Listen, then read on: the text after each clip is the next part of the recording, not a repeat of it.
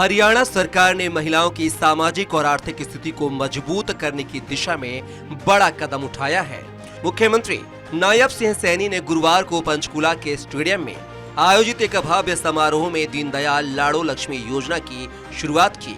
इस योजना के तहत पात्र महिलाओं को हर महीने 2100 रुपए आर्थिक सहायता दी जाएगी।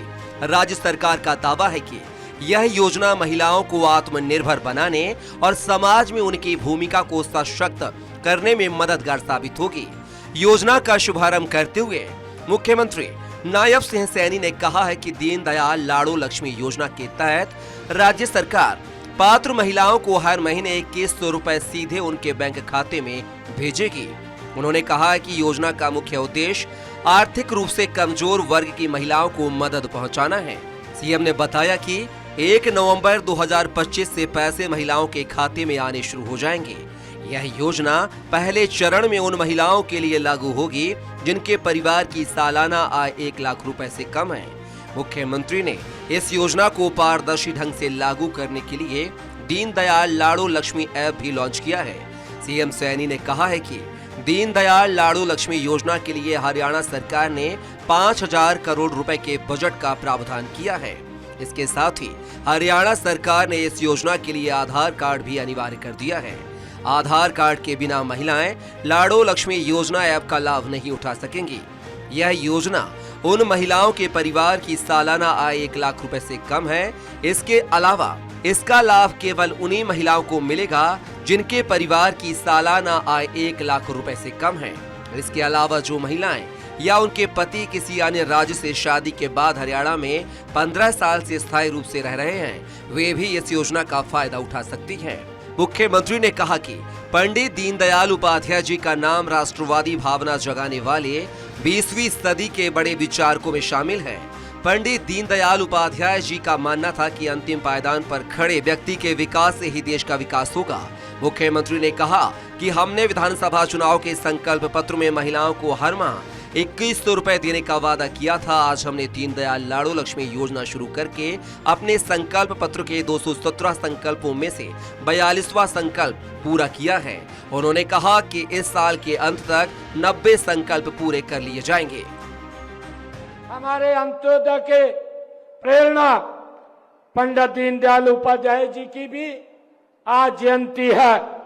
उनका मानना था कि राष्ट्र तभी महान बन सकता है जब उसकी नारी सुरक्षित हो, शिक्षित हो और सम्मानित हो। इसलिए आज उनकी जयंती पर हम दीनदयाल लाडो लक्ष्मी योजना का आज हमने ऐप का शुभारंभ किया है। मैं इसके लिए आज उनकी जयंती पर हम दीनदयाल लाडो लक्ष्मी योजना का ये शुभारंभ कर रहे हैं। साथ ही इस योजना मुख्यमंत्री नायब सिंह सैनी ने कहा है कि प्रधानमंत्री नरेंद्र मोदी के नेतृत्व में देश में महिलाओं को सशक्त बनाने के लिए कई कदम उठाए जा रहे हैं। इसी कड़ी में संसद और विधानसभाओं में 33% आरक्षण की व्यवस्था की जा रही है। मुख्यमंत्री ने कहा कि प्रधानमंत्री जी ने गत 17 सितंबर को अपने जन्म दिवस पर स्वस्थ नारी सशक्त परिवार अभियान और 8वें पोषण माह का शुभारंभ किया है।